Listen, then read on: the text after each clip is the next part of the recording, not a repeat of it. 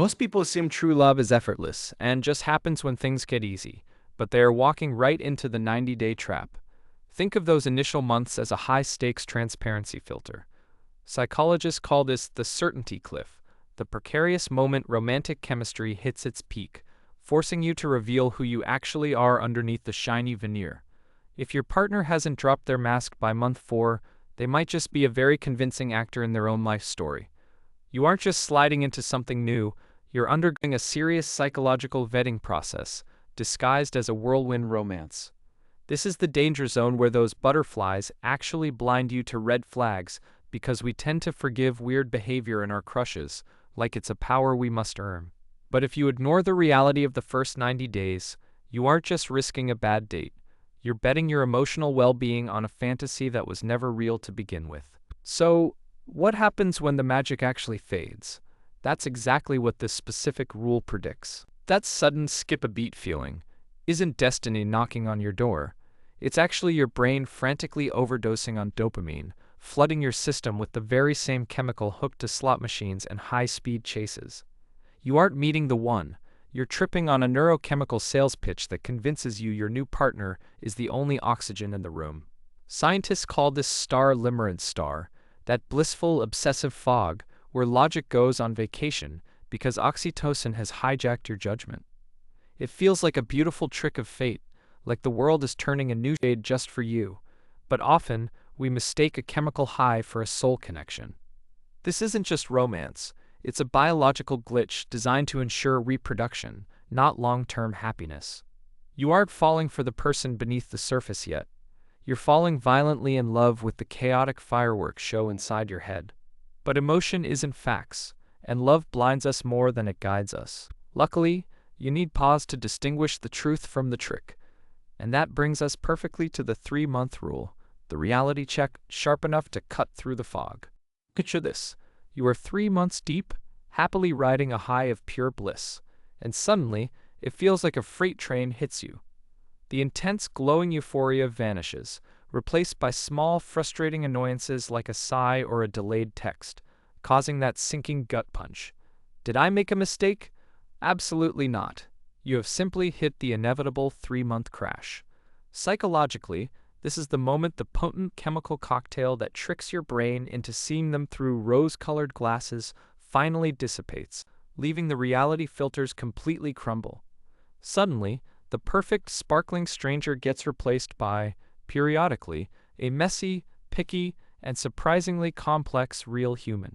Instead of crumbling under this pressure, lean into it. This is the vital moment you stop projecting a fantasy onto someone and finally start building an emotional bond with the stubborn, authentic person standing right in front of you. It feels like a breakup in slow motion, but it is actually the only way to know if this love will stand the test of time. Picture the first 3 months as the first quarter of a chaotic football game. While the rest of the season holds the promise of victory, this 90-day window reveals the brutal truth about your compatibility.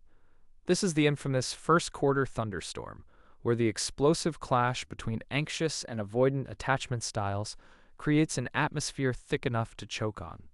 If you're dealing with an anxious partner who craves constant reassurance, while the avoidant counterpart retreats into emotional DEFCON 1 the second things get real, you aren't experiencing passion. You are witnessing a blueprint for permanent burnout.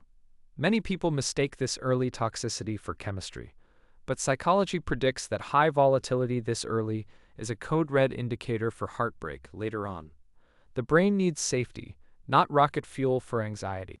If you're navigating explosive fights over text and ghosting the second things get deep, you're not in a relationship. You're in a runaway train with no brakes. Don't confuse the thunder for love. If the sky is already cracking in month 1, the storm is about to tear everything apart. We've been sold this lie that compatibility means feeling easy right off the bat, but psychology calls it the limerence illusion. Think of that first season of love like a high-stakes casino where you aren't necessarily winning. You're just blinded by the flashing lights and noise. That lightning bolt connection? It's actually just a flood of dopamine and validation designed to override your logic on purpose. You aren't falling in love with who they are star, falling for the star-feeling star they give your ego.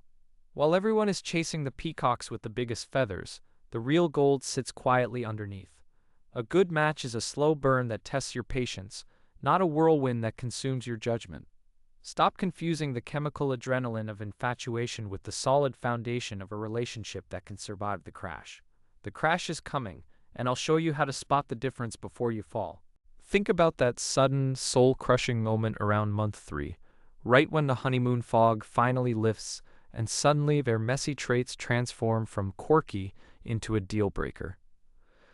That aggressive feeling of the ick? Research suggests it isn't actually boredom. It's the moment reality collides with your fantasy.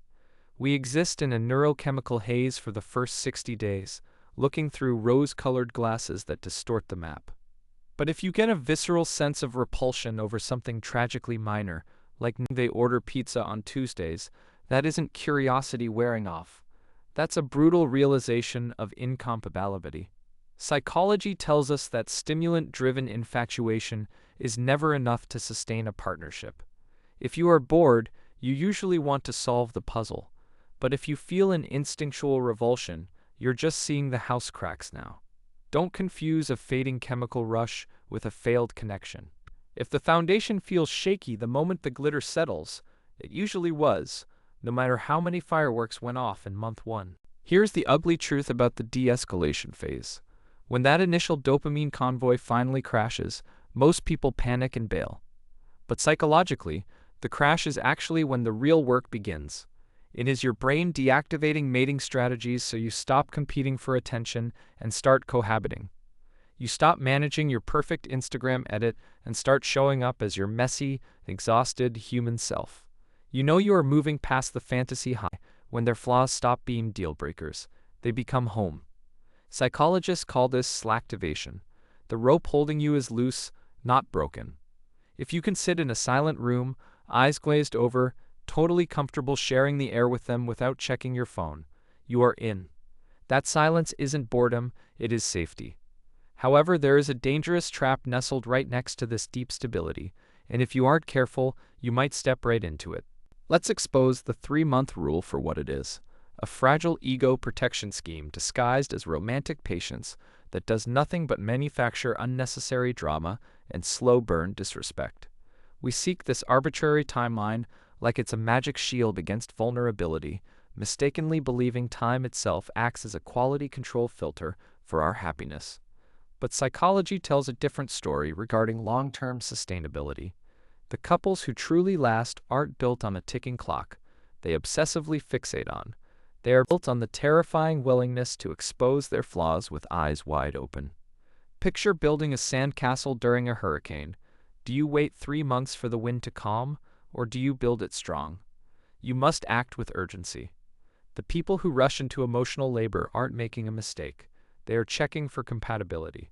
Successful partners treat stripping away the masks as an act of bravery, not a trap. They know the best relationships burn with an intensity that eclipses a fling, offering a clarity in month 1 that a deadline can never fake. Forget the fairy tale for a second, and realize the first 90 days is often just a high-sugar, high-stakes performance.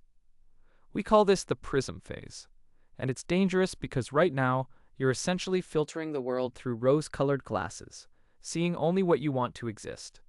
To hit pause on the fantasy, you'd have to jump into the deep end without a floaty. Try the uncomfortable realignment test. Instead of tweaking dates to please them, let an unexpected Tuesday evening fully derail the plan. It could be a panic attack, a flat tire, or a crisis at work. Force them to navigate your weather system when you aren't projecting happy girlfriend, boyfriend energy. Do they get impatient, or do they pivot into steady, supportive problem solving? Then, survive the boredom.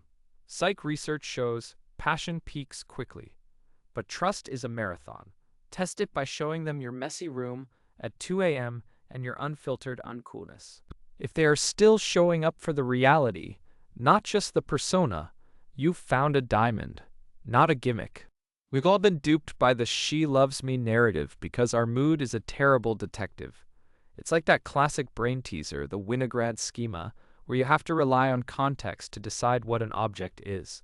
If I say the trophy didn't fit the shelf, it's small, but if I say the car, it's big. That's exactly what dating feels like when we rely on our hearts. We get it fundamentally wrong because we're filtering our reality through a lens of euphoria. You might be swept away right now, mistaking a chemical roller coaster for a soulmate connection. We tend to assume that because it feels easy and fun, the logic of the relationship automatically works. But true compatibility isn't about emotion, it's about accountability. Until you strip away the rose-colored fog of the early months and start looking for objective data points, that high could be masking a dead-end relationship. Ultimately, you need to stop treating love like a blind video game, where you just cross your fingers hoping the code works out. The 3-month rule serves as a critical psychological filter, stripping away the glossy overlay of infatuation to reveal the raw mechanics of the connection. It's the exact moment the intense power of new love clouds your judgment, forcing you to answer the hard questions. Are you the passenger or the driver here? This isn't about being cynical. It's about practicing the radical self-preservation to keep your spirit intact in a chaotic dating market. You have to switch from riding the emotional wave to analyzing the long-term value of the relationship. If the effort isn't truly mutual, you are technically going broke emotionally. So check your ego at the door and look with your brain, not just your gut. If you're constantly tripping over the same red flags to keep the flames alive, it's time to walk away. But if you see them stepping into their best version just for you, that's your true green light to stop playing games and step up.